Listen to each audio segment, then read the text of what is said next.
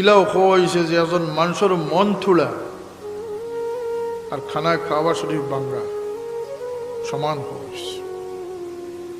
এখানে বলতে মানুষের অন্তরের লগে আল্লাহর গোলামের নিষ্পত সম্পর্কিত করা আছে। সুবহানাল্লাহ। মানুষে কষ্ট পাইলে আল্লাহ বড় কষ্ট পায়। এর লাগে আল্লাহ নবী ফরমান ওয়াত্তাকি দাওয়াতাল মাজলুম, তোমরা নির্যাতিতদের বদ্ধ থেকে বাঁচিয়ে থাকি। এখানে বলতে দুনিয়ার সবচেয়ে গতিসম্পন্ন জিনিস আল্লাহর দরবারও এই বদ্ধ অবস্থায় কোনো প্রোটেকশন নাই, কোনো বাধা বিঘ্নতা নাই, প্রতিরোধ নাই, ডাইরেক্ট আল্লাহর দফতরে গিয়ে পৌঁছে যায় মানুষের চকুর ফানি। কিন্তু আমরা আজকে সবচেয়ে এলামের জিনিস বানাই নিয়েছি আমরা চরিত্রটারে। আমরা মানুষের দুঃখ দেওয়া, কষ্ট দেওয়া, মানুষের গীবত করা, মানুষের সমালোচনা করা, মানুষের ইজ্জতরে নষ্ট করা, এটা বড় বড় কথা বলা আছে মানুষের ইজ্জত নিয়ে সিনিমিনি খেলা সম্পর্কে।